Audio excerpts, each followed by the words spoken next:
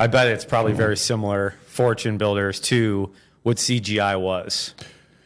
Yes. As far as like prime years, grinding, and then like it's all about the number. Like it was numbers everywhere. Like you had like just your numbers everywhere, like dials that you made.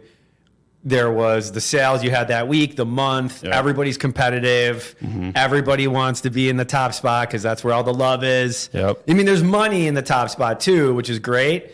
But you really wanted the shout outs. I was a shout out guy. I wanted the shout out. Me too. Yeah. It's all about the recognition, like percentage of goal. I was just talking to my wife about this because she was on the sales floor. That's where I met her. Oh, cool. Fortune Builders. There was a Google Sheet document that had everyone's numbers, and like not the boss of the sales floor, but his boss would. It was view only mode for the Google Sheets. Familiar with Google Sheets, probably, and he would hover his cursor on someone's cell that was doing really bad that week. Dude, yeah. So it was a dog eat dog. Yep. So everyone knew like if his his cursor was on your number that you weren't doing good. Yeah. So. Wait. So explain. And I'm real excited to have you, Ethan, because I love what you're doing. Yeah. I think you are crushing it, and learning a little bit more about you. It's a family company with you and your wife, and you were very open on some social media posts about your maybe it's not that you could go back and change things because it's made you who you are, but you've obviously went through some turmoil as 10, 12 years ago, and it probably was needed in order to wake you up a little bit. Why don't we talk about just that, like where you were 12 years ago and then kind of where you are today? Yeah, so long story short, I was just making very bad decisions in my life. Got arrested, and it really changed my life, changed my perspective. I lost everything. I lost friends. I lost faith in my family too, and it inspired me to like look for a change. And I stumbled across network marketing. So basically, I got into pyramid schemes, but within that, you find personal development. Yeah. And 1 year after getting arrested, I saw like Eric Thomas live. Beast. Yeah, it was awesome. And then falling into like Jim Rohn and Tony Robbins and like really diving deep into that stuff. I read Rich Dad, Poor Dad. That opened my mind up. And it eventually led to me meeting people in the real estate industry, and that's how I kind of like got my foot in the door. Yeah, I love that because Jim Rohn was like, I'll just put him on, most days, just in the background. And obviously, I think I'm more of a Jim Rohn guy than I am a Tony Robbins guy. I'm actually an Ed Milet guy. That's my guy. Nice. But yeah, personal development. For me, and let me ask you this: is it because you need it so much? Like, for me, I talk about it a lot because I need it a lot. Yeah. Like, what about you? Yes, it definitely fuels me. It inspires me. I think one of the biggest things is we're doing leadership training with our team right now and my acquisition manager. And one of the biggest things is like John C. Maxwell, law of leadership is the law of the lid. Is there's like a grid, and it's skills and then leadership. And your effectiveness of that skill is determined by your leadership, right? So if your skill is like a 10, but a 1 leadership, you only have that little bar. But if you have like a 6 skill, but a 10 leadership, right, you're going to be more effective than the person with a 10 skill. And I think effectiveness with leadership first starts with like personal development. So I always feel like I'm fueling myself as a leader every time that I'm like listening to someone like Jim Rohn or Tony Robbins, Ed Milet, things like that. Well, that's a really good way to frame it. Yeah. You look at all that as a lot of as a leader. Yeah, I think it all stems down to leadership for personal development. Because if you're taking the time to be intentional in your growth and you're growing like that, you're inevitably going to be able to lead people in the right direction. It all starts with you, right? Jim Rohn says that. His quote is, your value in the marketplace is determined by like your personal development. Right. So, that's how I approach it, is like, how much am I feeding my mind so I can bring that value to other people? It's so hard to give that to other people, though. And this is just an excuse from my end because I'm not that great at that. Like, I've always been the salesperson, like, I got to do it on my own type of mentality. And that's not great. It's like my limiting, it's like probably like one of the worst things about my, whatever, if you looked at like they always have those like, what's your attributes and, those skill graphs of like, where are you at over here? And then you're over here. It's always like, all right, what do I got to do to like I'm like, I want to drive the company. And then so a lot of times I'm leaving my sales team out of, just I'm not meeting with them enough. I'm expecting them to kind of do what I'm doing, but they're not getting it enough for me. How do you do that at your company? No, that's my same struggle too, because like mine came from sales background, right? Yeah. And like I believe in sales more than anything. Me too. And I don't know about you, but I get like frustrated very easily because of that. Yeah. I'm very like results driven, like, just get it done kind of mentality. But I kind of just force myself to, in Fortune Builders, actually, one of the biggest things they taught us is they had a book that they made all the leadership read. It was Scaling Up. It's like this huge textbook. I've never personally read it. It's like 800 pages. But one of the things that they adopted was certain meetings throughout a week. And they have to be at like specific times so people remember. Mm-hmm. So we do something called the daily huddle. It's at 10:10 every morning. You have to fill out your sheet, and we go over what we're grateful for, our wins, and what is holding us back this week from achieving our goals. Wow. Right? So like it's supposed to be like a 10 to 15-minute daily huddle. Everyone takes their turn. And then we have 2 what I call like mindset impact sessions, where on Monday and Thursday at 12:30, we focus on mindset. So whether it's like watching a video together, we're reading a book as a company. And then on Thursday, it's going to be about sales. So it's me either teaching or having like some sort of video or training that I used in the past and sharing it with the team. So like for me, I have to be super intentional with that stuff, or I'm just like you. It's like I'll go and try to get more deals before I like sit down with my guys and like intentionally train. Yeah. Wow, that's great. I need to implement those things. I mean, we are not intentional enough on those, and it's showing at this moment. So good stuff there. I'd be lying if I said that there's some times where I just cancel it every once in a while. So, well, if you have a point, that's the toughest part, because like I'm on the go, meeting with the people. I'm also dialing. I'm also, going to do, so again, all excuses, because you can make time to do it, but you'd go, I just met with them and they're still not doing it. And so it's just, you have to be super intentional. What does that look like? Like, what does your sales team look like? Are they in-house? Are they virtual? Are they, how long have they been with you? What's that look like? Yeah. So they're both. Acquisitions is in-house, and then we have follow-up specialists who are virtual. Got it. Yeah. So just about 2 years ago, and I'm just getting over sick, so you're good. I might be a little nasally. Just about like 2 years ago, 2 acquisition managers, 2 follow-up managers, and I kind of just blew it all up. It was more work than it was producing results. Yeah. And as of right now, we actually only have 1 acquisition manager in-house and then 2 follow-up managers. Perfect. Yeah. I actually like that. We slimmed down, and we're doing more deals now because of it. I believe it. Yeah. Yeah, when you get lean, and obviously your acquisitions person's probably a beast. A beast. Yeah. Yeah, he's doing incredible. Yeah.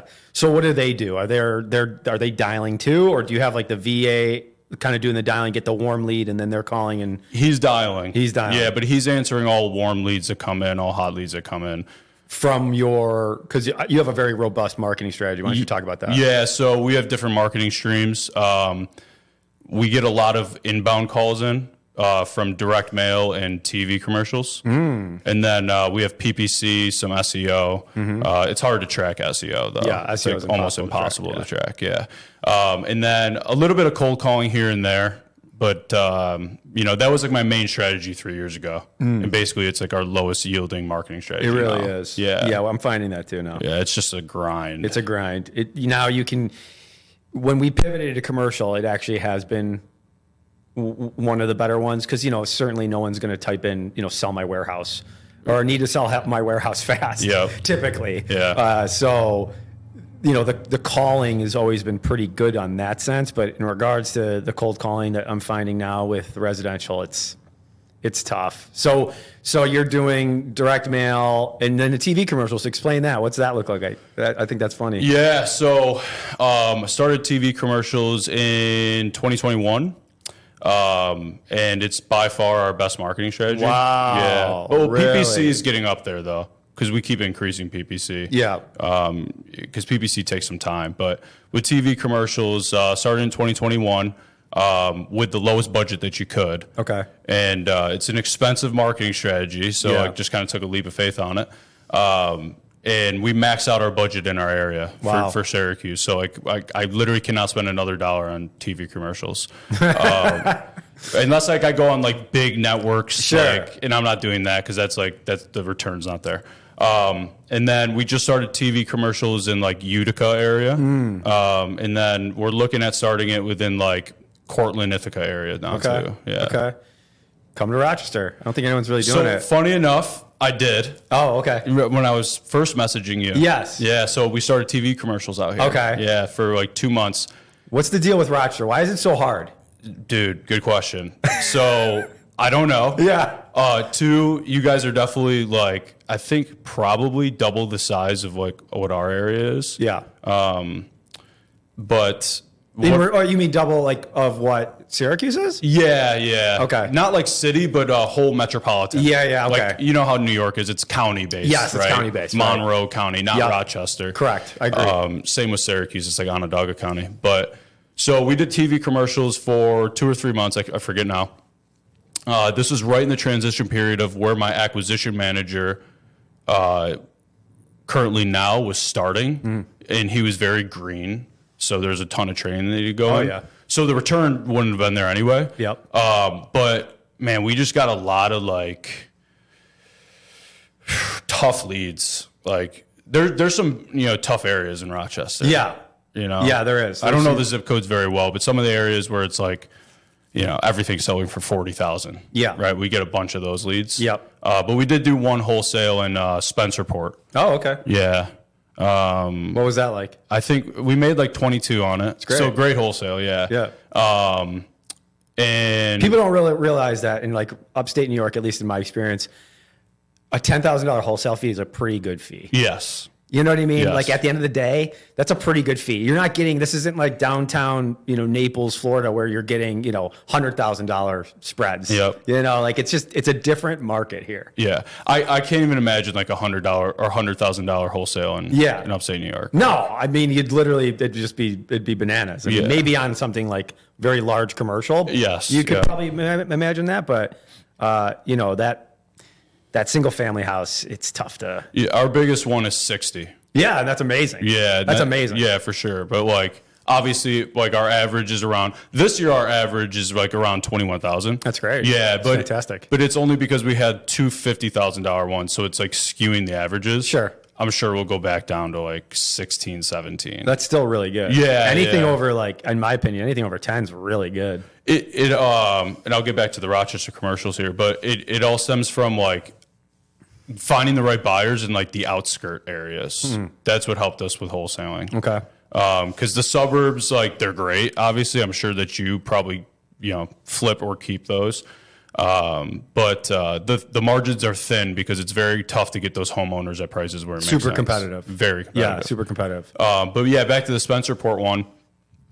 I'm trying to think. I wonder if I saw this one. I feel like I might have sent it to you. Yeah, I can't remember. I'm actually livid that you didn't. I think I did. I'm just kidding, dude. I think I did. I did. Okay. But was it a duplex? No. Okay. No, it was a single family, a split level actually. Super rough shape. Oh, really? Yeah, I think I sold it for 146, and the ARV on it was maybe 325 or something. That's great. Yeah, that's awesome. Like But I got the buyer through a hard money lender out here, actually. Oh, that good. I've used in the past. All right. Yeah. Sweet. Did they keep it or did they flip it? I don't even know. Oh, okay. Yeah. I always like to like check in on that just to see how like people did because I'm like, I get amped up. I really only, I don't really wholesale anymore. Not that I don't like it. I did. It was awesome. Yeah. When SFR3 was here in town. Dude, wait, so you were wholesaling to them Woo! too? Bro. That was awesome. Yeah, no, that's what like really fueled my business. Yep. Like that brought us to the next level. Yep. Yeah. 2020 was sick. I think it was 2020 or 2021. We went on an absolute tear with SFR3. Who'd you work with? Chris Yep. Yeah. Shout out Chris Lindmark. Dude, he's the man. He is the man. Yeah. He would come up here and we had lunch a few times. Good dude. And did they end up selling everything else in Syracuse? Everything they bought? Yeah, dude. It's a nightmare. Bro, New York's a nightmare for them. I saw a couple that I sold them where they sold it for half of what they bought it for. Got crushed. Got crushed. Yeah, I mean, I didn't like wish bad on them or anything. Like, obviously, I want them to be successful, and I thought what they were going to do was going to be great. Like, oh, you're going to take these houses in some really tough areas and really make them nice, but I don't know about what Syracuse is. I'm sure it's probably similar where you have code compliance, the city's cracking down like bananas on, just freaking BS stuff. I know you had something about the garbage cans. Yeah, dude, City of Syracuse is ridiculous. Is it? It's like Rochester. Yeah, it's like everything they make you do to jump through hoops. But yeah, I'm sure that's probably why they left. But like, we made good money while they were here. Oh my God, it was great. Yeah, it was awesome. That was like a very nice blip in time because you could just depend on like I don't like the thing about wholesaling I don't like is the chasing of the buyer, but that's like the most important thing. I get that. I don't like the auction style stuff. Me either. It was never something I'd like to do because I like the relationships with people, and I know you've got some good relationships with, like even like on the outskirts. There's that dude that I see all the time, Zimmerman. Dwayne is turned into out of nowhere. Yeah, my best buyer. He's awesome. Yeah. I met him. He came to a meetup, and he's just a hungry dude. Yep. I love his posts. There's no video. It's just like really good post content. And I think he's crushing it. I'm happy for his success. But he's got a great thing in just like what you were saying, the outskirts stuff where it's like you got to find that buyer because it's hard to find the buyer for like if I think about Rochester, like what's an outskirt? Like, well, I don't even know. But there are outskirts where you're like, who's buying in Waterloo? Right. Well, that's where he is. Right. Enough, yeah. Right. It's like who's buying in, Phelps. Yeah. It's like I don't even know if and so there's so much opportunity for a guy like you, who for me it's like it's not what I want to do. I'm not set up for it any longer. I think that's fantastic. Well, we're starting to wholesale more. We're literally just buying them and then just putting them on the market right after. Okay. Because like some of these areas, investor activity is so low that it would be impossible for us to find the right buyers. Yeah. Unless like we were literally in boots on the ground, meeting people at Home Depot. Sure. Right. Right. And that's actually a pretty good strategy. Yeah. Yeah. So I've met some buyers that way back in the past, but we just bought one in Milford, New York. Probably no one knows where that is. No. It's south of Cooperstown. Like it's about 2 hours away from Syracuse. This is hilarious. I want you to continue the story, but like I'm just thinking about the leads that come in through my website, and I'm like, dog shit. Yeah, dude. Yes. And I'm like, where the hell is Corfu? Like, no, I'm not. And then you go there, you're like, hey, there's actually something going on here. Yep. Yeah. So keep going. And then I'm like, man, if I had like 20 people in a crew and we could all like travel, like rehabbing some of these, but basically. We didn't even want to buy it. Like me and my acquisition manager were joking. We're like, dude, we don't even like just tell them we'll help them list it. Sure. Because we do that a lot. We help people list their house. Like, what does that look like? So my wife, she's an agent. We have an agent team. Sweet. Yeah. So like, she's listing all your flips, all the hotels, all the flips. Do you have a little thing with the wholesalers? We go, hey, you have to use her to list it. No. We do list a couple of the flips that we sell to people for wholesales, but we were joking around for this one in Milford. We're like, dude, we don't want to go there. Yeah. Like we have no interest in going there. So the guy wanted like 250 and we told him to list it. He was so adamant, and you probably run into this. It doesn't matter how much you tell them, dude, the market's better for you. Every time I say They don't care. Every time I walk into a house, I go, that's actually in, solid shape. I'm like, put a sign on the ground. Yep. And they're like, no shot. Yep. Yep. Well, yeah, you're also testing them too, like posturing on them. And for sure. Because but I do let them know, hey, if you put the time in and spent the money to fix this up, you're going to get a lot more than I can give you. Yep. And because I want them to really think about that, because I don't want them coming back later on and be like, dude, you didn't give me enough. Right. Yeah, it's like, exactly. This is the math. This is what it qualifies for. Yep. Right. With the math that I have. But certainly do like I'll refer you to contractors, the whole thing, and still they want to work with somebody. Just like I know for me, and sometimes I don't want to deal with shit. Yep. It's me. It's like, yeah, I'm gonna take a haircut on this, but I just don't have the brain power, the capacity. So, and I don't have as many problems as a lot of these people unfortunately do. So when you put all that together, that's how deals are made. Yep. I mean, I'm a motivated seller right now with one of my houses. I'm a motivated seller too. Yeah, like I can't tell you how many times I'm a motivated seller. My partner's like, dude, what are you doing? Yeah. He's like, just relax. I love cutting bait. Yes. Like, that's my weakness. Me too. I'm like, I hate this deal now. I just like, get rid of it. Yeah. Get rid of it. Yep. Like, this thing is bleeding. Get out. My wife hates me for that because she's very like, let's try to get the most out of it. Yeah. Very stoic. Yeah. And I'm just like, get rid of it, please. Get rid of it. I know I'm weak. Yeah. Seriously, me too. I'm weak-minded at times, and I'm like, just stay the course. It's going to be all right. But then I think one of the problems that happens with me, I don't know about you, do you follow like the macroeconomics?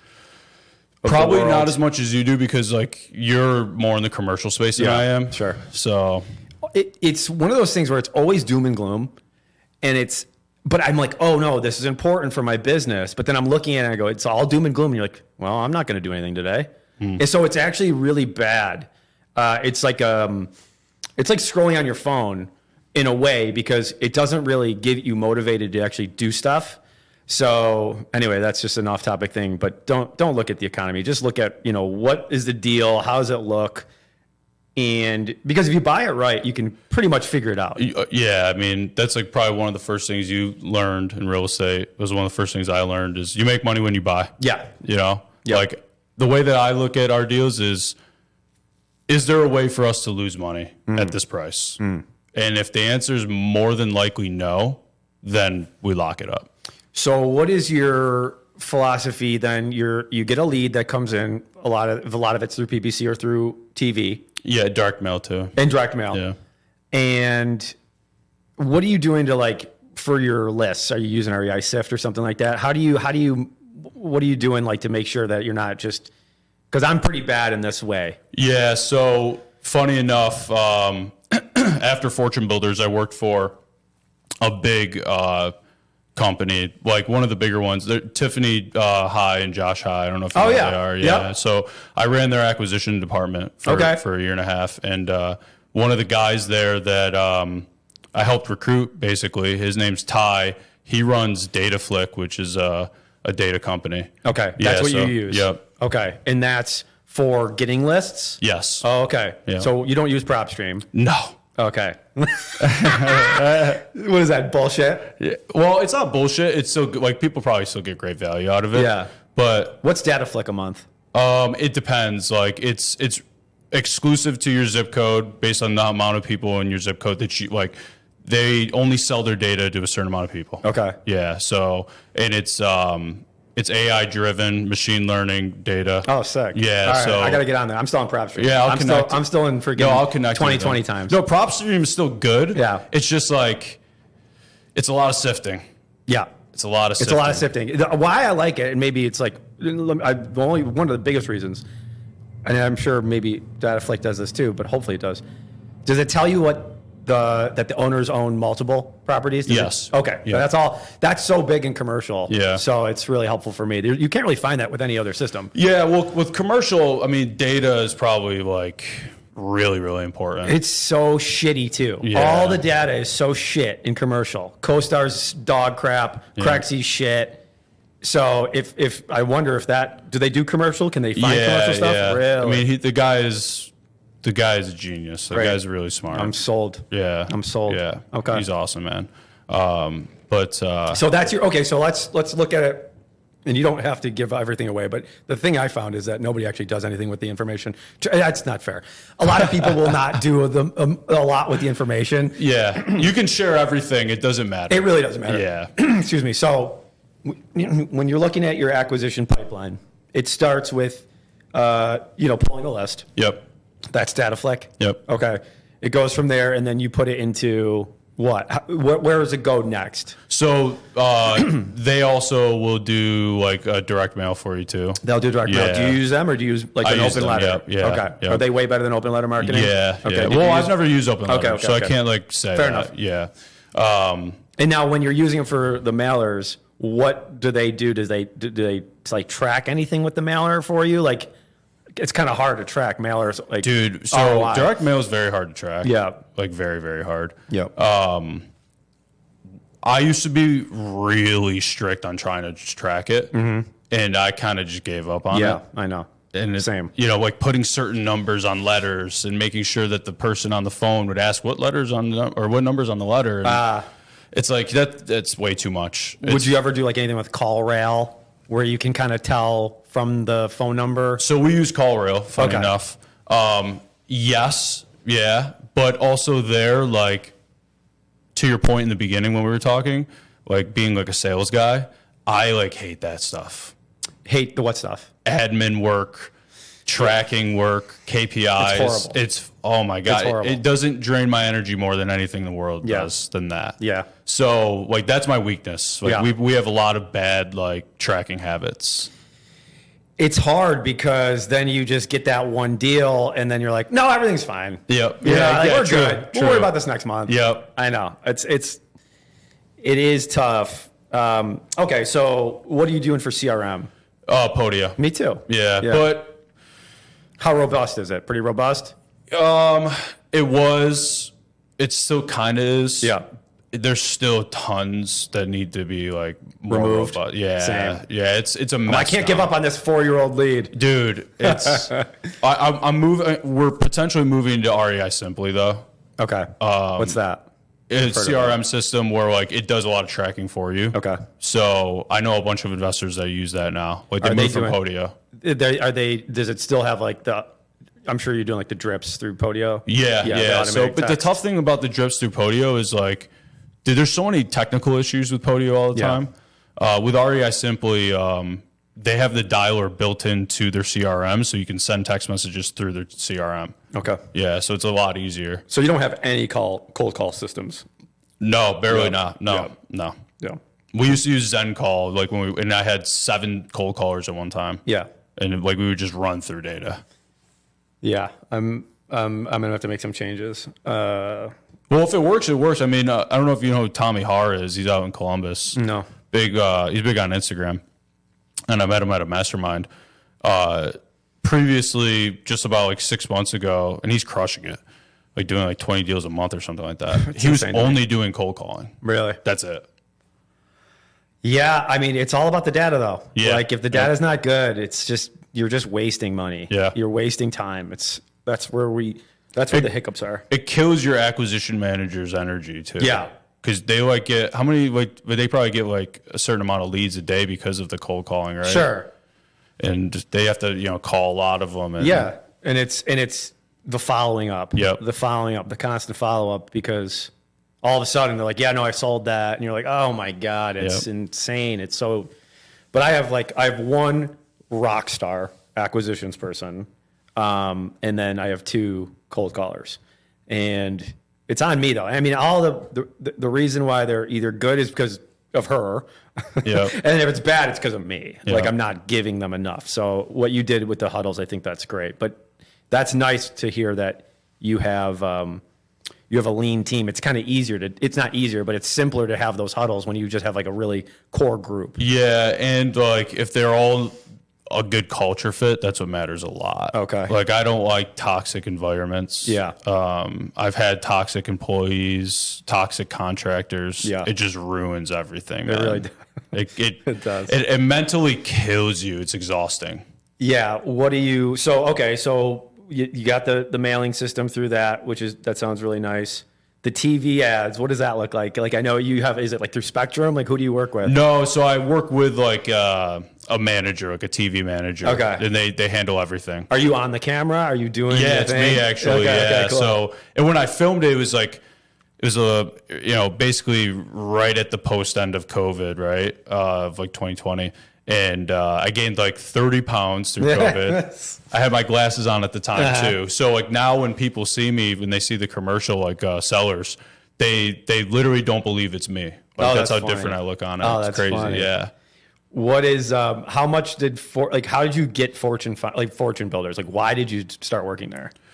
Because I had nothing. Uh-huh. Yeah, so that's basically the reason. Really? Yeah. So if any opportunity came my way that seemed somewhat decent, I would have took it. Okay. Luckily, it turned out to be what I believe is like probably the best real estate education company to ever be created. Really? Yeah. Are they the same franchise like Home Investors? No. Okay. No. That's not, so Fortune Builders is, what is it? So like you probably see on Instagram all the time now or social media, like people selling coaching programs. Yeah. Yeah. So before that was all popular, Fortune Builders was around and they sold coaching and education through $30,000 to $50,000 packages. Yeah, it's big time. Yeah. And they did seminars. So seminar sales, that's what I always preach is like what I grew into. That's where I learned everything, seminar sales. And that's like, I always tell my acquisition manager, this is like, I call it like relic sales. Like people actually don't know about seminar sales. It's an underground sales world where I think like the best salespeople are. Because you're selling on stage, you're using a bunch of NLP, like high level sales. And then the people in the back are selling these people who go to like an event, a 2-day, 3-day event on a $30,000 to $50,000 packages right then and there. Yeah. Right. So Fortune Builders, it wasn't great for the real estate education. For me personally, it was for other people. It was the leadership training, the sales training, the culture training, and like understanding like what that stuff looks like. That's what I've took from my time there into like implementing into what I do now. Is that something you want to do? Like No. coaching? Well, maybe to an extent, nothing like that size. Sure. I mean, Yeah. that's bananas. Like Yeah, it's bananas. You're doing radio ads to get people to come to these stadiums and you're selling them. I, obviously went to a couple masterminds. I was part of masterminds where, I was one of those people signing up. Yep. And I was like, I want to do that, what that guy's doing. Yeah. I did want that. Like, I was like, I want to be on the stage freaking selling my package. Yep. I don't know if I want to get, I think what happens is, too many people like get into business for like 2 to 3 years and then try to be a coach. Yeah. I'm like, I really should have a lot more gray hair before I get into coaching because I want to be able to really have all the experience. And I think I don't have nothing against coaching, but if that's the way you make your money, it's a little strange to me where it's like, you really should make your money on the real estate. And then, what are your thoughts? No, I agree. But that's just not how it is in the industry, man. Yeah. I know a lot about a lot of people, like influencers that sell stuff, and they have like a couple properties. Yeah. But there's a couple that like really do it. Yeah. Right. Like Tommy Har is one of them. Okay. Like he's crushing it. He does, coaching and mentorship. Tiffany and Josh High, like I said, like they're the same thing. And then I'm actually in a mastermind, like my mentor, Austin Rutherford. He's huge too. He's from Columbus.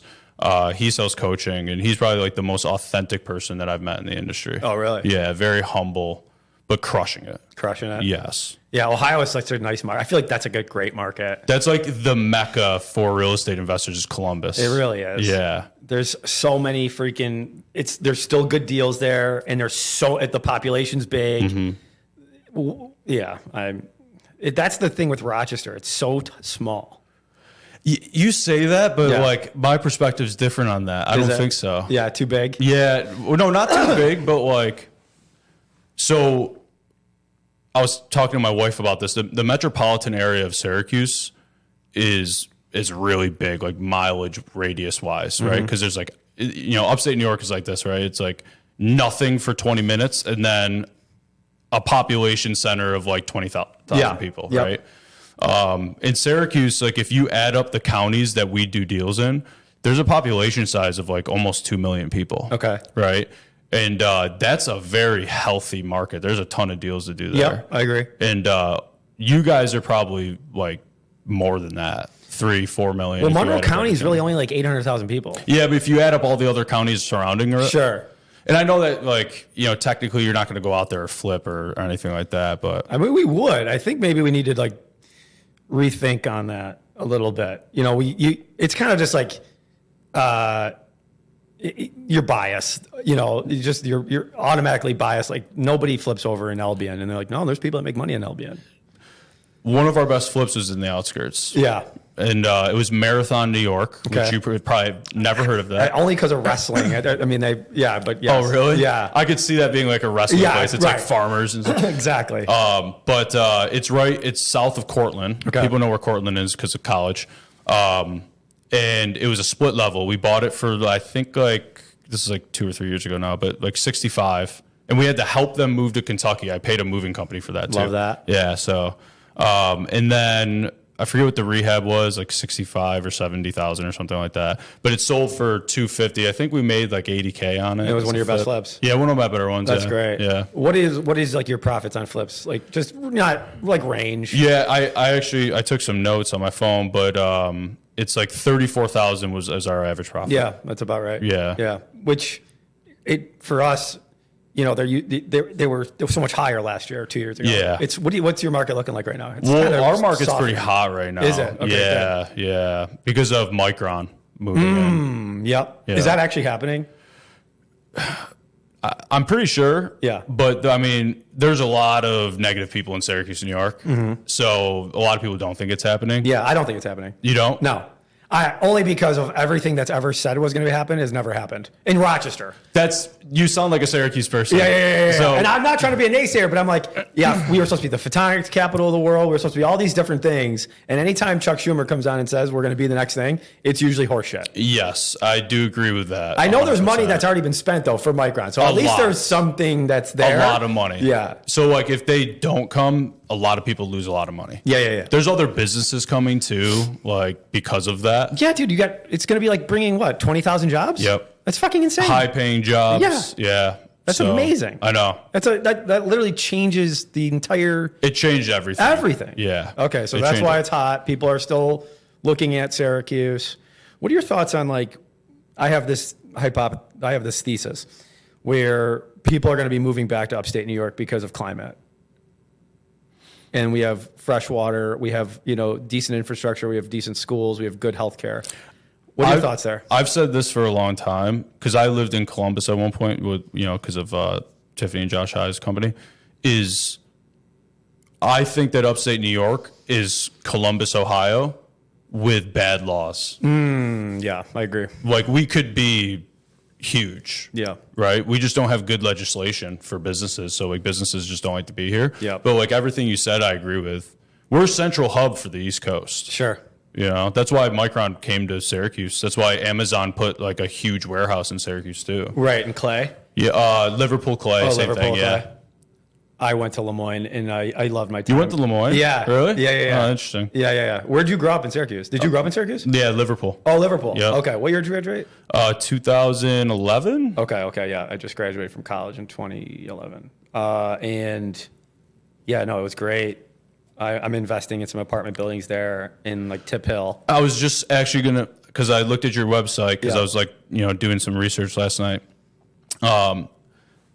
And I saw, I clicked on the portfolio and I saw Tipperary Hill and I looked at that property and I was like, I know what that is. Do you know that apartment building? Dude, so how long have you owned that for? Well, it's not, I'm a limited partner Okay. in it. But I think it's been like 5 years. Really? Yeah, 2020, 2019. That's a good little spot. I love it. It's crushed. Oh, yeah. We just did the refinance. So, you know, for those who don't know with like limited partnerships, but I work with Gary and John. They're the general partners. I left CGI. I had this 401k. I've been putting all my money into this 401k. And when I left, it became, just sitting there. And I was like, let me figure something out. At that time, I've been going to all the Michael Blanc apartment investing type stuff. And I was like super into like, I'm going to be, a general partner and all this stuff. I'm going to, do syndications. Yeah. And they had this deal. I met them. they had like a meetup, and they're like, hey, we're going to start this thing. We're going to try to get some apartment buildings. And then they locked that up. I moved my entire 401k into the deal, and basically what they underwrote for like a 10-year play, we got it in that 5 years. I'm not surprised. You know what I mean? Yeah. So we just did the refinance. I got all my money back, but I'm still an owner. That's huge. Right. And so I still get the dividend, all that great things. And so now they bought another one that they closed on, that I'm putting that, when I got my refi back, into this one. Syracuse market? Yeah. It's another one. Let me see what your thoughts are on this area.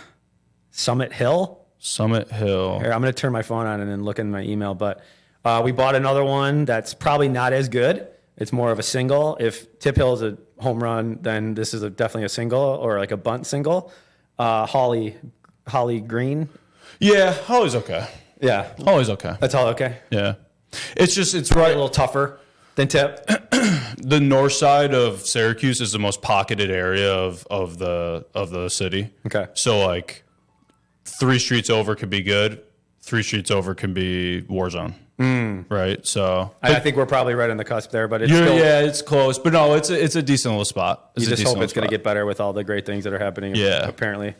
I mean, I've bought in war zones. I'm sure you have. Sure. Yeah. Sure. Absolutely. Yeah. It is what it is. I want to just see. Tip Hill one though, I'm sure that does well, because our Airbnb in Tip Hill, it's our best one. It absolutely crushes. Yeah, this was Burnett Park. Okay. Yeah. Decent. It's okay. Yeah. You're like, get out. No. Yeah. I'll talk to you after this. Don't do it. Yeah. No. That's a decent look. Okay. Yeah, it's okay. So, all right, what else do you do? So you're flipping, you're wholesaling. A lot of it's wholesaling. A lot of it. What's been like your best so far? What are you really liking right now? Wholesaling more than wholesaling? So No more flips. Are you still flipping? Still flipping. Yep. Yeah.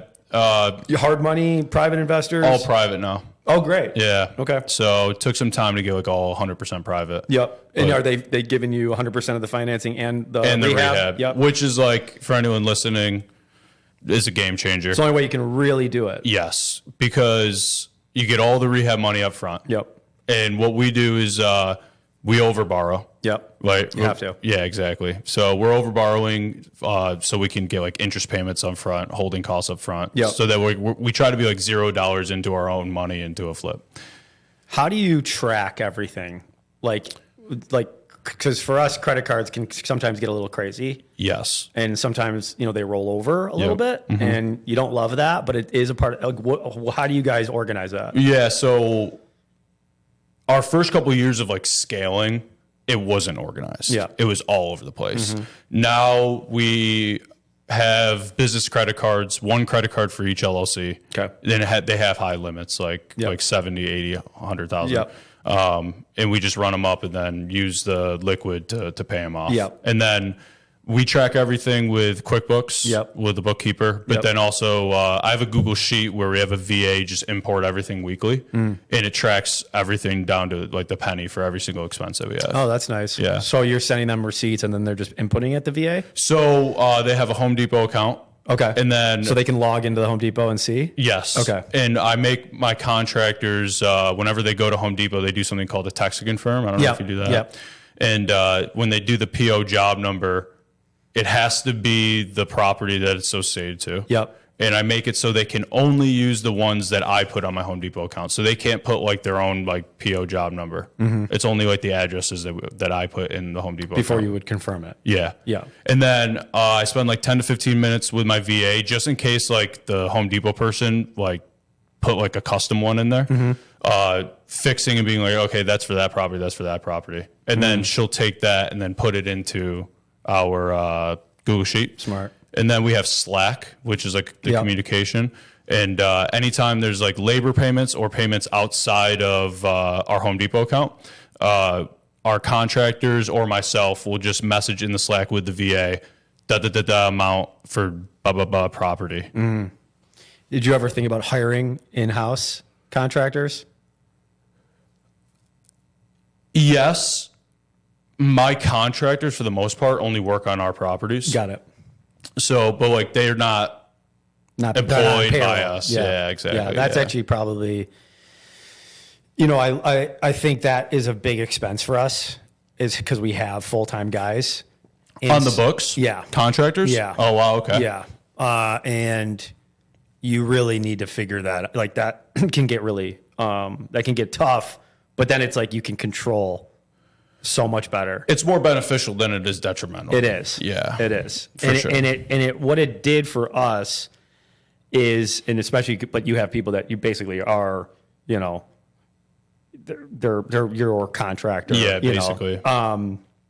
Is that now there's so many shitty flippers here. Yes. And probably in Syracuse too, where we are people will ask, like our agent Amber is the wife of my partner. She is obviously a partner too. Where they're like, hey, when's the next suplex flip coming up? Because it's like, we know what you're going to get with a suplex flip compared to a, you know, Joe Schmo flip. Yep. And I think, especially in these tougher times, these tougher market, like, you know, with interest rates and everything, people will really, they'll go to quality. And so that's kind of where we like can rest our hat on. It's more expensive, but we can have more control. And I think the quality will win long term. Yeah, you probably have the very same strategy than I do. Then, Yep. Like hearing that, because my rehab numbers, whenever I talk to other people who are flipping, Yeah. ours are always like, our budgets are always higher. Ours are very high. Yeah, people are like, I'm always like, they're always like, what do you budget for repairs on this? I'm like, probably higher than what you would. Absolutely. Yeah, like Yeah. we spend more than most people. We can't get out of a flip for less than $50,000 rehab. It's very hard now. Yeah, it's very hard. I mean, unless it's like cosmetic only, nothing. Yeah, and rarely, you know, when you're starting to do stuff, do you guys do you put in like the appliances when you do a flip, or do you leave them empty? We put them in. Yep, same. Yep. Some people have been able to get away with that, but I don't Washer think and dryer is a hit and miss. It depends on like the ARV. What about are you staging it? So half and half.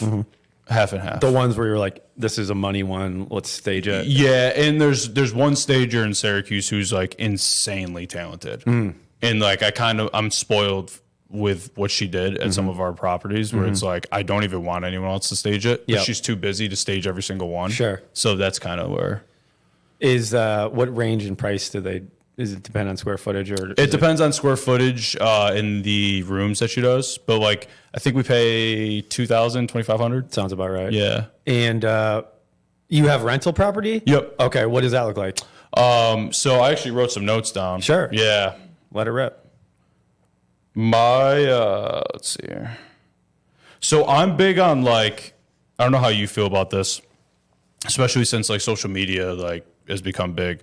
I think unit count is phony. Oh yeah. Like I know people, I'm sure you do. When I started, I thought it was the most important. Yes. Like, I'm sure like it's you. literally the least important. It's really the least important thing. Yeah. So when people flex unit count, like I just know. Like, Yeah. What's your cat? How much you actually make? Exactly. Yeah. Exactly. So I actually, came here and I'm not even going to say the unit count because it doesn't matter. It doesn't. But we're at 64% LTV for our portfolio. Great. Yeah. So total portfolio value is 10.7 million. Excellent.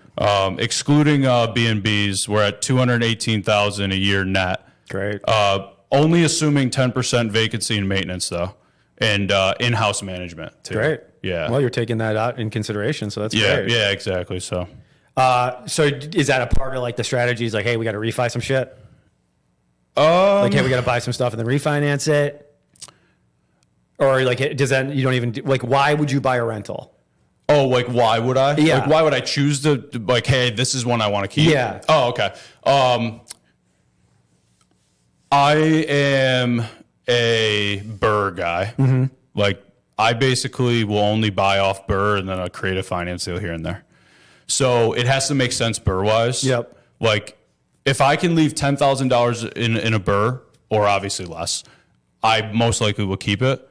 If it's in a suburb or it's a duplex in the city and the rent for the single family suburb, I want to be somewhere between like $1,900 a month to like $2,300 a month. Okay. If I have to rent it out for more than that, I kind of flip those. Yeah.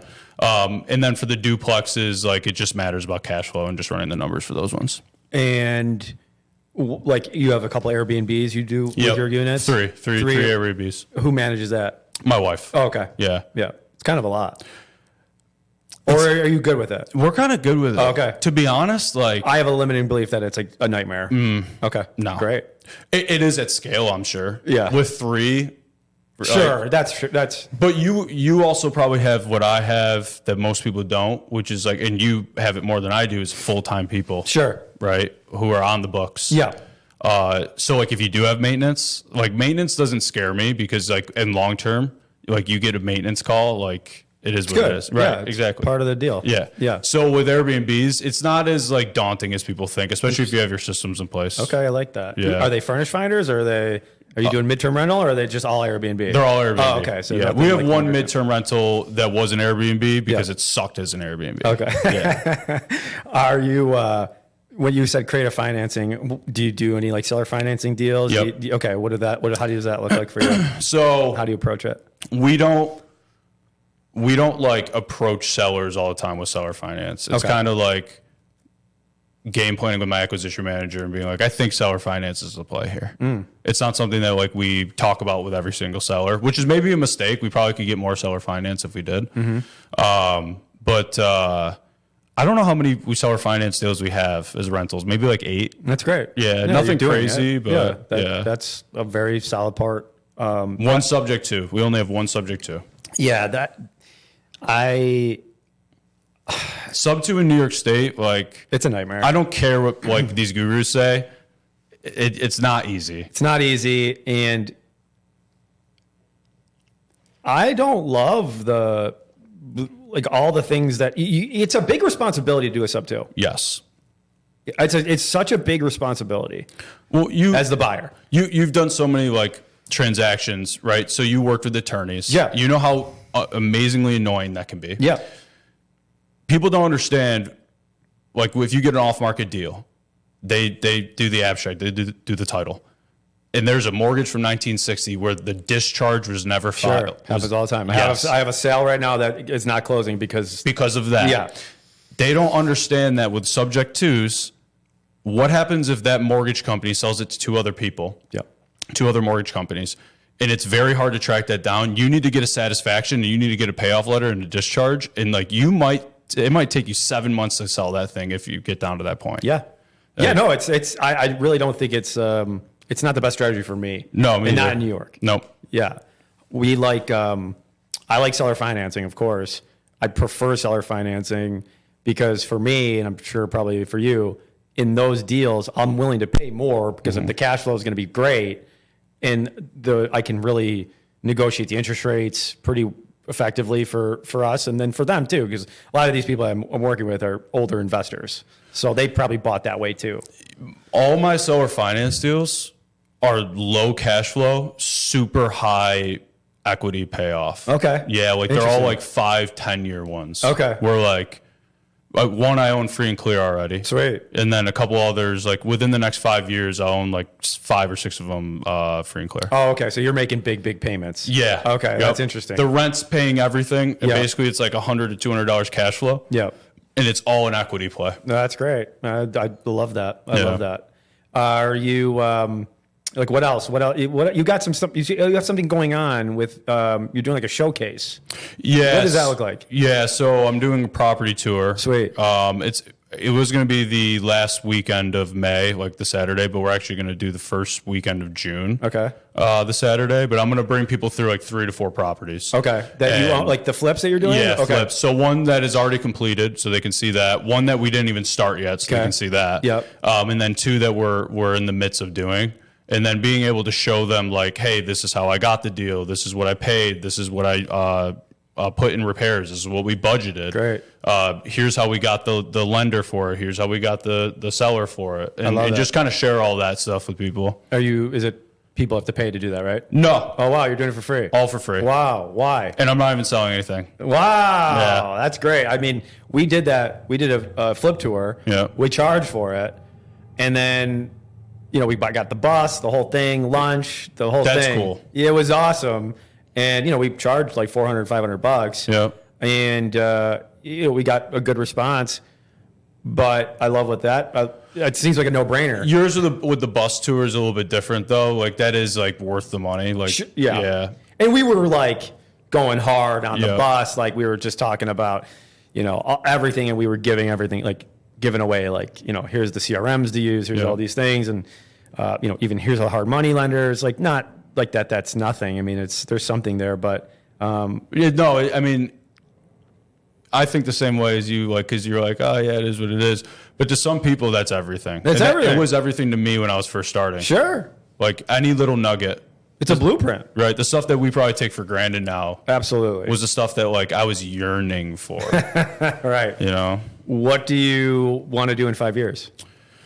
Great question. I used to be the guy who shiny penny syndrome. Right, like jump from thing to thing, and I finally just planted my flag in single family. Yeah. And commercial has been that shiny penny for me for the last couple of years. Yeah. And I know all the benefits of it, forced appreciation, like the cost segregation studies on those, helping you with taxes. So commercial is probably where I will end up being in 5 years, but I like what I'm doing right now, and I see like in the next 3 years, if we do this every single year, I'll be in a great spot. I don't disagree. I think people get so hung up on the fact, like when you go to like I don't know if you've been to like a commercial mastermind of sorts, and if they find out you're a single family guy, they're like, I don't want to talk to you. Yeah, exactly. And in the reality, it's like, well, I make more money than you're making. Most people don't know that. Yeah. That 90% of these people who do all of this commercial, they're making nothing. Yeah. It's but they just have a ton of equity. Sure. They could refinance. Sure. But it's not as glamorous as it looks. But if you get the right commercial deal, it's better than all the single families that someone has. Yeah, I mean, you need that one where you're like, oh yeah, I'll never do that again. Yeah. Because the amount of work it does take. Did you just even make that $20,000 assignment fee or the $30,000 flip? It's a lot of work. A ton. It's a ton of work. Yes. And yes, I'm grateful, all those great things. But don't get me wrong. There's times where I'm like, man, I could just kind of work this job and make like the same amount, Do you ever have those feelings, or am I alone? I did, I did. Yeah. Like we've gotten to a point now where I have those feelings a lot less than I used to. Yeah. But I definitely have those. I think every entrepreneur does. Yeah. Like I could hang it up right now and like be comfortable and then go work for someone else and make great money. Yeah. Right? Like that's the challenge you have as an entrepreneur. It comes and goes. Like if we have like a shitty flip or like you're like, damn. What am I doing this for? Yeah. It's hard. Oh, the most mentally tolling thing in real estate, commercial, everything combined, is a shitty flip. It is. Like you hate your life for that whole month that you're at the tail end of it. Yep. You hate your life. Yep. Like it's the worst. I'm lucky where my partner Matt has that feeling a lot more. Oh, because he's like, I got to get these guys out of this place. Yeah. You know what I mean? So it's like, he's like, I just want this to be done. You've lost on a flip before, right? Yes. Yeah. Yes. What's your biggest loss? It was our first flip. I'm very grateful in the fact that we've only lost on one flip. Nice. And it was our first flip. Yep. And that was, I think we lost like $3,000. Yeah. So funny enough, my first two I lost money on. Yep. It was like 2 and then like 5. Sure. $1,000. And then didn't lose any. Yep. And then we had an absolute stinker. Oh no. 2023 going into 2024, we lost almost 25K on it. It happens though. Yeah. It happens. And don't get me wrong, we've lost money on like refis. Sure. On packages. Yep. Where you think you're pulling out something and you're actually bringing money to the table. I've done that. Yep. When we didn't really know what we were doing. And, that happens. But in commercial, it makes sense why you have to be, typically for commercial, it's like, you're not just like a commercial investor. You also are a business owner that's doing something completely different. Yep. It's interesting as we're learning this world that it's just so much longer. Like things sit way longer, but once it's filled, it's like the greatest feeling of all time getting it off your plate. You bought a warehouse, right? Yeah. Yeah. So my mentor, Austin, Rutherford that I was talking about, I actually had my mastermind with him today in our group. He is huge in small bay warehouses. Like Amazing. He's been preaching them to me, telling me, Ethan, you have to get into it. You have to get into it. Like he showed the numbers on his most recent one. It's insane. I bet. Insane. They're simple to rent. Yep. It's not a ton of labor in order to get them ready. They're not around here in upstate New York. That's the difference. And I said that too. I'm like, man, because he told me some of his tenant pool, like some of these businesses are making crazy money that are moving into his place. But yeah, there's not enough out here in upstate. When you go to Florida, you see them, they're all over the place. Yep. You know what I mean? Like, and I'm sure probably Ohio. Yeah. And unless I'm just an idiot, I don't see them a lot. People are building them now, but I don't see them like, oh, we can just take this one over and figure it out. And I don't know how it is in Rochester, probably very similar for Syracuse. Any of the warehouses that you can buy, like 90% of them are just dust. Like they're done for. Yeah, old. and they're not adequate for what people are doing now. Yeah. And we learned that the hard way on the first one. We were like, oh, you can't get a semi because it's the narrow road. I'm sure there's so many little intricacies that you learned. Like, yeah. But you know, it's part of the deal. Like when you bought your first rental or you do your first flip, like it's not all freaking just you go in and you're green all the time. Yeah. Like sometimes you got to learn a little bit and take a loss. Did you avoid like big multis when you decided to go into commercial? Because I'm probably going to do that for upstate New York at least. Avoid multifamily? Big ones, yeah. Avoid it. Yeah. So 2 years ago, we bought a 79 unit apartment building. Okay. That I am a general partner on. And that's been actually going really good. Mm-hmm. But we bought it and it's like I would say it's a B area, but it's kind of like a C building. And we've been able to keep our rents relatively lower compared to what you see out there. So we're always full. Yep. And I think we have like 2 evictions going on right now. And we have 2 vacancies that are getting filled. That's not bad at all. No, I mean, it's... I won't avoid that. Huh? I wouldn't avoid that. Yeah, we probably paid Yeah. what you're supposed to pay for it. Yep. But, we've taken the rents from, $700 to $900 on like a studio. Yep. And then the 1 beds from like, $800 to $1,100. Just literally what is like the market, but lower than the market. I mean, 1 bedrooms what are 1 bedrooms in Syracuse? It depends on the area. Yeah, I'm sure. Yeah, but like 12 to 15. Yeah, so we're still like below a super, like a brand new build. It's like, or not even a brand new build, but a fully like crazy remodel. I mean, you're paying $1,400-$1,500 for a 1 bed. They're not brand new remodeled, but they're like, solid area. It's in a good area, like solid, and you're getting $1,100. You're like, that's what it is. Yeah. I would probably buy more, but you'd have to have really good systems in place in regards to management. For it's sure. Tough. Yeah. But I don't know about you, but the management companies in Syracuse are terrible. Yeah, that's what I've heard. They're not great here. They're not great here either. But I know Gary and John went through like 3 of them before they found this person that now is managing. I think now we have like 120 units that I'm a partner in. And I guess they're really good. Yeah. So I don't know. It's hard though. They went through a bunch to find that. Yeah. And you still need someone anal that's as the GP just checking on these people weekly. All the time. Yeah. Yeah. I mean, well, back to the avoiding. I'm not going to avoid them, but I'm going to be like incredibly picky. Sure. I probably will gravitate more towards like warehouse, storage units, things like that. Yeah. Because the maintenance on those long term are just so easy. Yeah, exactly. And you get that 5-year triple net tenant and you just walk away. Exactly. And that's what we did. But anything you want to leave us with, Ethan? This was amazing. I'm really glad to meet you. This is the first time we actually met. Yeah. Is that I came here thinking I didn't know if we were going to have a lot to talk about. Yeah. And now I feel like that I have more to talk about. We have so much more. I don't know how long we've been going yet. Yeah. You're an hour 5 minutes. Shit. All right. Yeah. Well, that we should probably wrap it up. For sure. Thanks again for coming on, man. Yeah, man. I know. I'm really glad you came here. You didn't have to. So thanks for taking the time to come on. I think this is extremely valuable to everybody. Yeah. The only thing I'd say for people like just in real estate that like haven't done a deal, I think that's like the biggest thing. Yeah. Like anyone listening for that is just swing the bat. Just swing the bat. Yep. Just like if you're not if you're afraid to lose money, then you're never going to get into this business. You're never going to get in this business. You got to take big swings. And I think it starts with just having some confidence. Yep. And if you don't have that, go into personal development. Or work for someone in the business. Sure. And just learn from them. Yeah. And hey, you may stick around, you might not. Who knows? I love it. So take a swing. Follow Ethan. He's got a great Instagram. He's always doing some great stuff. What is your Instagram handle? It's Ethan Kawelo. So last name Kawelo. I'm a big fan of what he's putting together. He posts a lot. He's got some funny stuff in there too.